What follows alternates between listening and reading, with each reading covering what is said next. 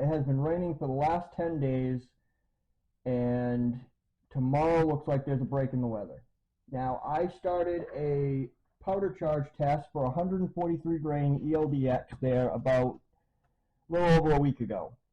It was a 95-degree day. I'm going to be putting up the clips of that in that video anyways, but so you guys get to hear me complain about the heat. But it only, luckily, it did catch the 3 groups I did shoot. Now, I can't tell if the camera's running down the 100-yard line, so I stopped after 3 groups and went and checked. That's all it caught was 3 groups. Luckily, I didn't shoot anymore. I figured I'd end up losing a bunch of footage, and this test was going to be just, you know, it's just going to be crappy. So, tomorrow, like I said, looks good. So I need to reload a couple fowlers for tomorrow, because I already shot the fowlers when I started the test. So that's what we're doing today. Just going to be reloading these 2 bullets. Figured I'd turn the camera on and show you guys a quick little reload. Alright, components for today is H4350 Hodgkin, Remington primers. Trying to use up these old Remington primers, so I put them in my fowlers. They run great. I checked them all. I don't know how old they are, but they are old.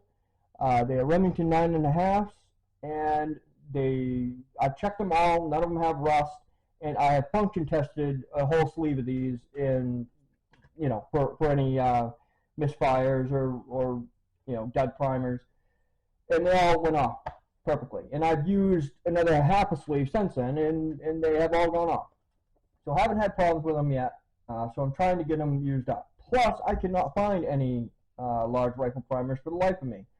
I have 1,000 brand new pack of 1,000 Remington large rifles, but I'm trying not to break into that because I don't know when I'm going to be able to get more. I can find small rifle, everything, cannot find large rifle or large pistol. Can't find large primer, period. Midway has small rifle, small pistol. I think they even have small pistol Magnum, but yeah, cannot find large. So I'm using up my old ones. I got these along quite a while ago from a guy that quit reloading and gave me a bunch of primers. All right, so that's the components. From there on, we got to start prepping the brass. All right, first things first, to prep the brass, I got to decap these. Got to decap these pieces. These are 6 times fired, if I didn't say it already. 6 times fired SIG brass, and they're going on their 7th firing. I've had no problem with this brass so far, and I love it. It works really good. So we need to decap these and start from there. I use a Lee universal decapping die. That way, if there's any crud in them, it gets on this die and not all my other ones. Plus, my other dies don't have a sizing mandrel in them anyway, so good to go. And basically all a Lee decapping die does is literally what it says, decaps. It doesn't touch the body, doesn't touch the neck, doesn't touch anything. Just touches the primer. So let's get these decapped. I spin it in until it touches the shell holder, and you're good to go. And as long as your decapping pin is sticking out of the bottom, you're styling. All right, there's one. There is 2. All right, there is 2 pieces of brass decapped. All right, so for resizing, I use a Redding body die. It basically is a die that just sizes the body and bumps the shoulder for you. I bumped the shoulder 2 thousandths, like I said. That way I work the brass a little bit less. I do it in two different settings. I use a body die and then a neck die. I do it to every case. Now you can just neck size, but eventually, no matter what, you're going to have to body size eventually, or full length resize eventually. So I just choose to do it in two steps, with a body die and a neck die. So to resize, you just need a little bit of, I use Imperial sizing die wax, works really good, a little bit goes a long way. You just need to put a little bit on the body, a little bit, well, actually you don't need any on the neck because this is just the body die, so not a big deal. Let me grab a rag. But if you are full length resizing, then yes, you would want some on the neck, body, and a little bit even in the neck. But this is just a body die, so I just need a little bit on the body. Good to go. So this die is not touching the neck at all. This is just going to bump the shoulder back a little bit and resize the body. So get your headspace gauge. We already know our headspace measurement is 1.5565, 15575. So it grew a little bit, which tends to happen. You need to go a little bit down with the die. I'll put a little bit more lube on the body, and I'm feeling it hit the shoulder right there. Now when you're starting fresh and don't know your die setting, I already had this pretty much set, then the way I usually set up a body die is just bring it so it touches the shell holder and back it off 1/8 of an inch. Back it out just a little bit, that way you can creep into your setting. So I went down a little bit, just resized it, so let's see what that did. Okay, so now we are back to our 1.5565 again. So we got it back to spec, but we're looking for 2 thousandths under. So we're looking for 5545. So let's go down a hair more, which is pretty much where I have my collet set to.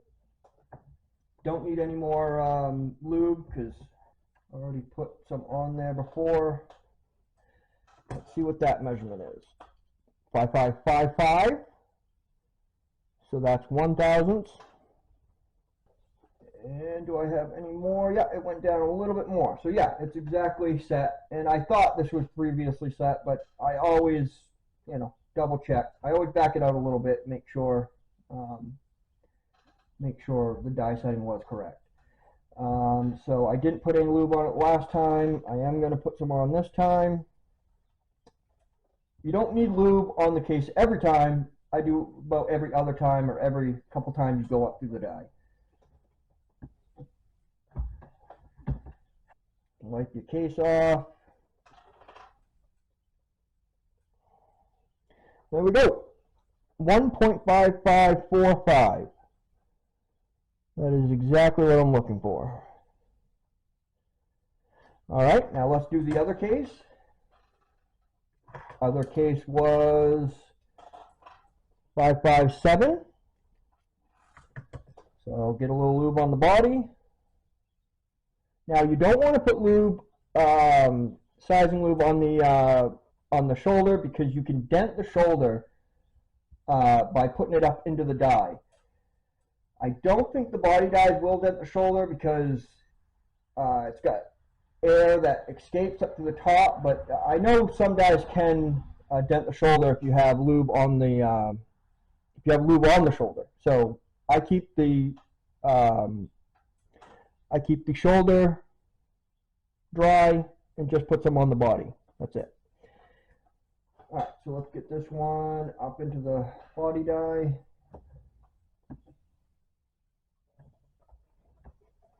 Wipe off the lube. 5545. Perfect. All right, So they are sized. Now we need the neck size. All right, neck size now. We'll get this die out. We will get my neck sizing die in. I use a Lee collet die. Now this die just does the neck. Like the other die only did the body, this one does the neck. That way you'll have a fully resized case. This way I'm just, doing it in 2 different steps, and it works the brass a little bit less. All right, so let's get the necks done. You don't need any lube for a neck die. Some people use like graphite lube and stuff, which is fine. You can put a little lube on it, but all right. So take off your comparator, zero out your calipers, take a rough, your first measurement to see what your neck's at first, and I'm at 294 outer diameter. So what I'm looking for is around 2,000th neck tension, 2-3, somewhere around there. So I usually shoot for 288. 0.288 should give us around 2,000 to 3,000 neck tension, and should be good to go. That's what works for me. That's what I do. So with a collet die, if you have it too far down, you will actually crush the neck down. You'll crush the shoulder down, and you'll have it'll pancake the neck down, and you ruined your piece of brass. So okay. So yeah, just raise the ram up, spin the die down until you feel it touch the neck or the top of your case, and then lower your ram and go 1/8 of a turn. Start there. Okay. I felt it's not touching the neck, or not squeezing the neck. It's touching the top of the case, but not squeezing yet, because there's a little collet in here that when it goes up far enough, it just squeezes the neck down to the diameter you want. So go in another 1/8 of a turn. Okay, not touching the neck, or not squeezing the neck. Go in another 1/8. Okay. It is starting to squeeze a little bit there.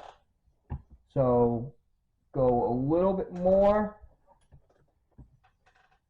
All right, now take a measurement.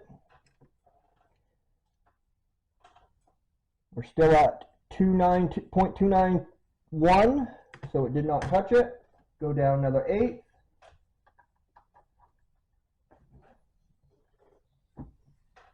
Okay. Definitely squeezing the neck there. Like I said, I'm shooting for 0.288. Okay, so now it is touching it, squeezing it pretty well. 0.289. So just a little bit more.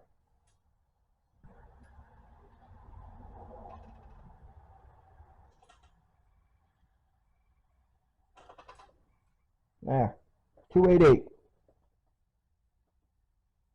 Perfect. So now we are neck sized. Let's do the other case.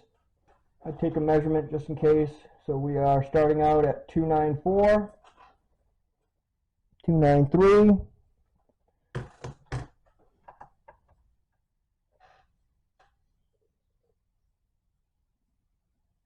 Now I'm going to ease onto that number again just to show you again. So raise the ram up, turn it until you hit the top of the case, the neck. Raise the ram down and go in 1/8 of a turn. Raise the ram up. You can feel that it's not, the neck isn't getting squeezed, so go another 1/8 of a turn. Raise the ram up again. I could feel that it was not getting squeezed again, so go another 1/8 of a turn. And I can feel it's getting squeezed a little bit there. So raise the ram back down, take your first measurement. All right, so we went from 294 to, or 293 to 291, so it was getting, the neck was getting touched or sized.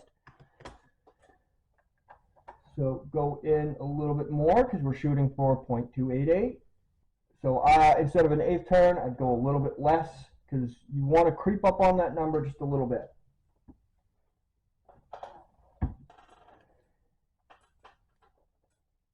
$2,895. So we need just a little bit more.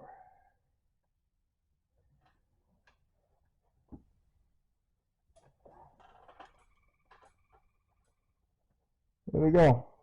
0.2885, which is good. Perfect. All right, so that is neck sizing. Let's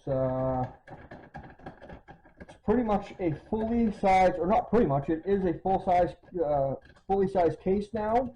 Like I said, I'm just doing it in 2 steps. I think it's a little bit more accurate that way. And good to go. So after your brass is fully sized, body sized and neck sized, next we need to get everything clean. All right, so once it's everything is all, you know, your case is sized, make sure your primer pockets are clean. I have a little Lyman multi-tool here. Does pretty much everything you need to do to a case. Cleans the primer pocket, takes out military crimps, and champers and deburrs. So this little Lyman tool is really nice. I got that a long time ago, and it's worked great ever since. So I clean the primer pockets.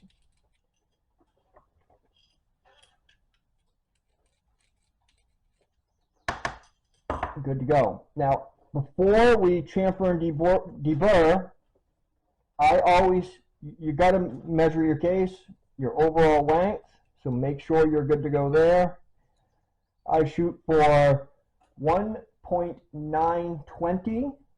Now, if you look in the manual, that's actually max length. You know, trim length for 6.5 Creedmoor is 1.910, I do believe, and max case length is 1.920.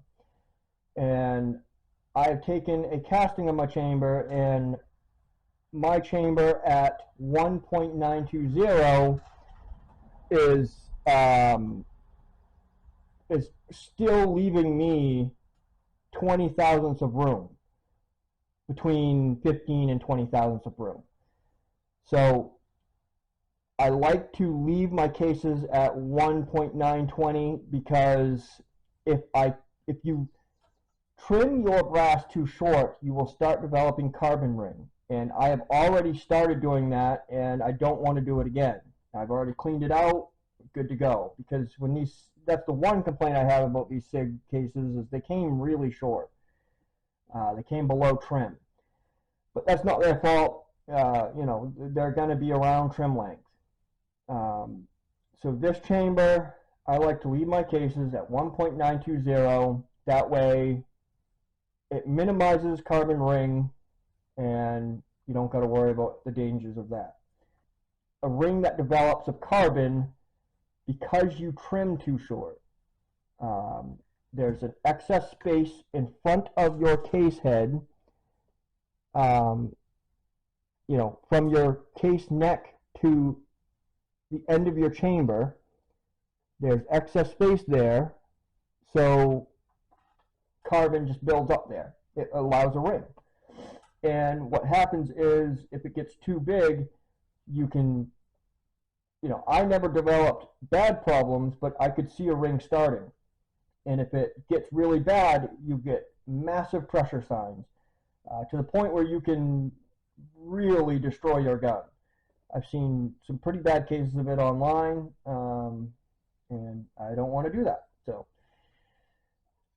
this case is, like I already showed you, I think I already showed you, 1.919, so 0.919, .919, and that's good enough. Next case is 916, so these are still growing. I'm trying, some are at 920, and I'm leaving them there. So I trimmed to 920. This one's .916, so it has a little bit to go. So basically, I don't need to trim. So even though I didn't trim, I'm still going to chamfer a little bit and deburr, and that basically just helps the bullet seat in as well. You don't want to go crazy. Literally put it in, couple spins, you're done. Same with outside deburring, couple spins, you're done. And that just helps the bullet, you know, sit on top of the case a little bit better, and helps with seating as well. All right, so we have a fully sized case, clean primer pockets, chamfered and deburred, and we know we are all set on our trim length. So next is priming. All right, so we are down to priming. I like to prime on the press. A lot of people don't like priming on the press because they think it's they don't like the feel, apparently, or some say they don't get enough feeling of the primer going in. I do. I think it's perfect amount of feeling, and I feel the primer go in and seat just fine. So, and I've been doing it that way pretty much from the start. All right, so let's get our primers out. Set a little primer in there. Put your case in the shell holder and just seat the primer so it seats nice and flush.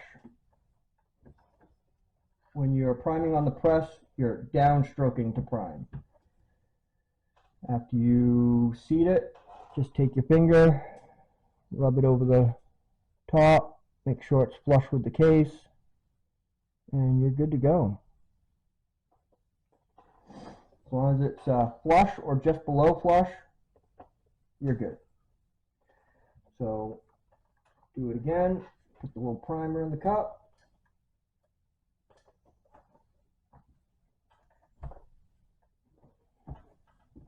Make sure it's seated nice and good. Take your finger, run it over, make sure you're all set,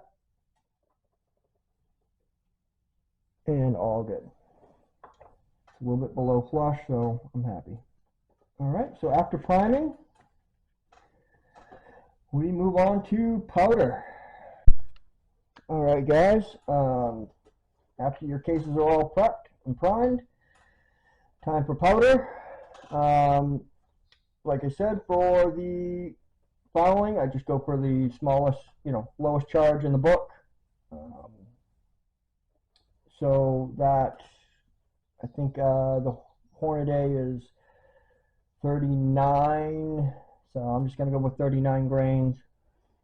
And for powder, I just go with a decent, okay electronic scale. It's the Frankfurt Arsenal. I bought this one because the reviews were really good.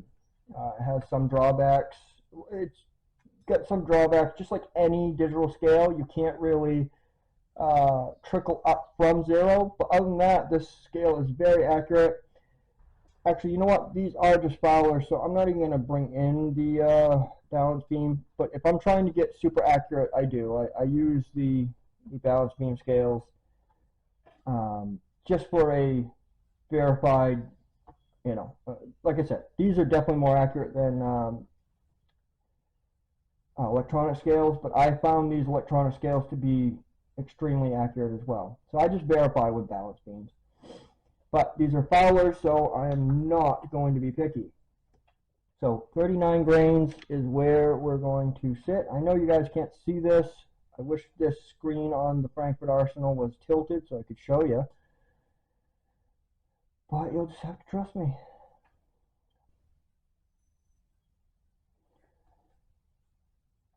There's 24. Yeah, I figured you guys wouldn't be able to see it, but there's 38.6 and 39.3. Take a couple.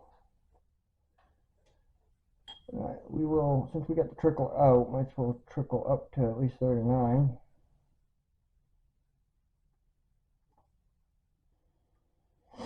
All right, 38.7, 38.9, and 39.1. Nope, 39. All right, good enough for me. Let's charge our first fowler.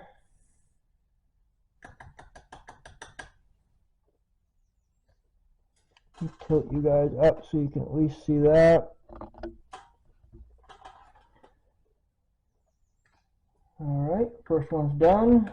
Move your powder to your funnel to the next charge or next case. And do another 39 charge. Way up our next one. There's 31.6. 36.8 and 43.5. Way over, which is usually what happens. All right, scoop a little bit out. 39.2 and there's 38.9. So I will trickle the last couple kernels in. There's 2 kernels. And we're reading 38.9, which is good enough.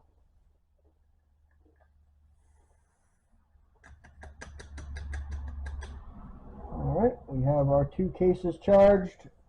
Now we move on to bullet seating.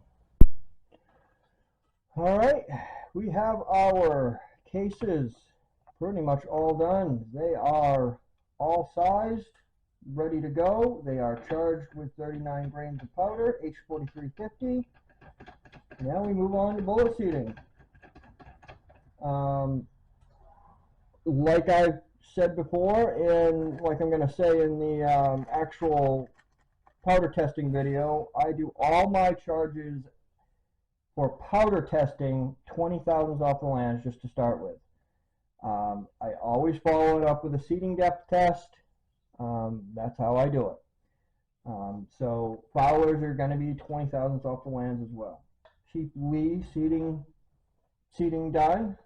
So I basically just bring the seating die in so it's touching the shell holder and lock it down there and back out your seating stem.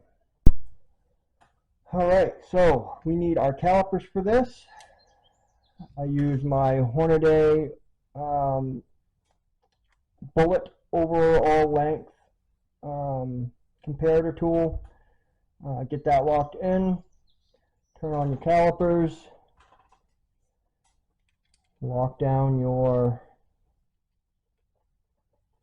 comparator.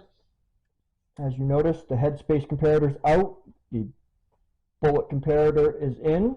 Make sure you zero it. Good to go. Now you're ready to go. Back, the seating stem's all backed out. Make sure you're far enough out. Get your bullet. Seat it on top.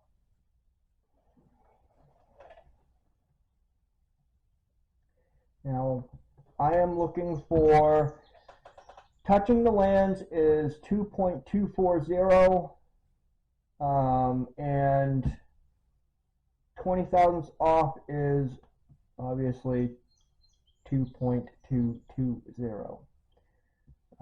So I'm looking for 2.220. I can feel it did seat it a little bit there. Hopefully I haven't gone too much.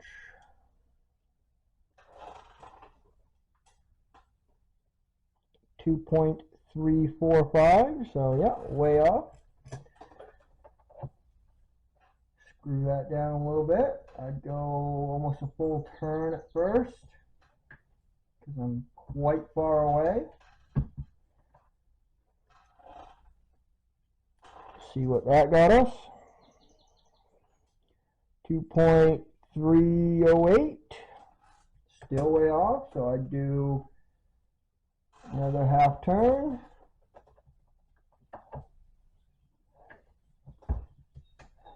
Try that out.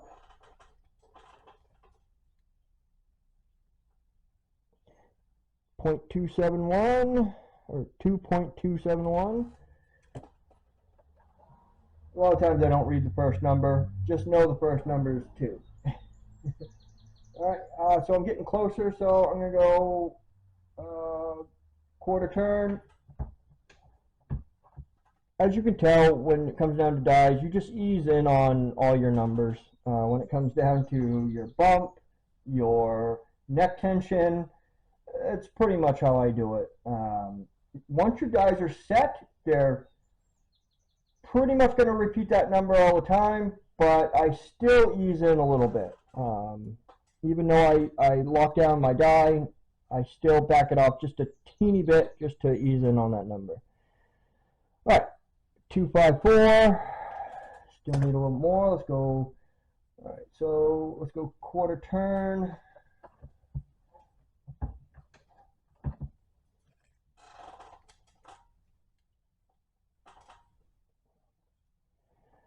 Two, 3, 8. All right, getting real close now.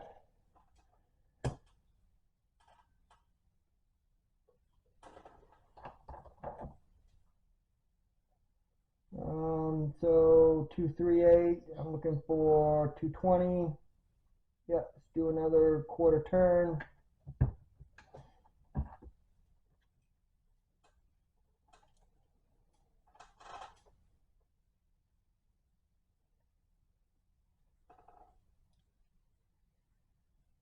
And I overshot it, like I usually do. 215, that ain't a big deal. Like I said, these are fowlers, not a big deal. So I'm going to back off just a tad and run the next one and call it good. Like I said, these are going to be shot into a metal plate and not shot on paper anyway, so it's not a big deal.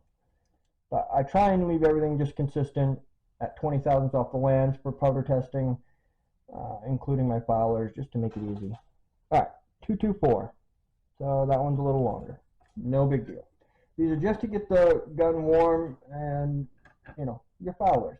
The barrel's already fouled, so technically these aren't fowlers. They're just warmers, I guess. But yeah, they're just there to heat up the barrel. You never want to start a testing on, you never want to start your groups off a cold barrel. Some people even shoot 3 or 4 or 5 fowlers and then start their testing. And I probably could with this barrel because it's a heavy contour barrel. It don't heat up very fast unless it's a 95-degree day. But yeah, on a moderate day. But still, yeah, I only use 2 fowlers and then start testing after that. And you're good to go. I don't crimp. With a bolt gun, you really don't need to crimp. With 2,000 neck tension, you should be able to, 2 to 3,000 neck tension, you should be able to,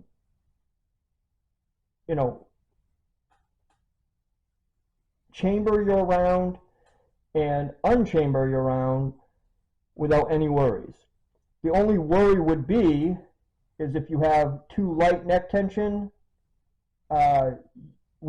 if you have to unchamber your round and not shoot it, the bullet could pull out and then powders all over your chamber and in your barrel, and you got to go clean it. So with 2,000ths to 3,000ths neck tension, you don't have to worry about that. You should be able to chamber and unchamber your round, no problem. There's plenty of neck tension there. The bullet's not coming out, so you don't got to worry about that. But it's just when you get down into the thousands or half thousands neck tension, I'd start worrying about, you want to fire your round when you chamber it. You don't want to unchamber it because you can unseat your bullet and then you got powder all through your chamber. So, and that's it. I got 2 complete cases for tomorrow. I should be shooting that video tomorrow and finish up the 143 grain ELD-X powder test load. And after that, I will be doing the seeding test load, and I will I'll show you guys how I load the seeding test. Seeding depth test is basically similar to this. It's just once you find your powder test, your powder charge, you use that powder charge, and then you're basically going to back off the lands of your gun 5 thousandths at a time. That's how I do it. But yeah, I'll show you guys that in the next video. Thank you for watching. See you in the next one. If you guys like this stuff, I am not monetized. If you want to help, I have a Patreon page, and I have my PayPal in the description. You are more than welcome to help out. I would greatly appreciate it. Basically, all money that comes in is just going to be going to bullets, brass, and powder. And eventually, maybe we'll get some extra goodies. But all right, guys, I'll see you in the next one.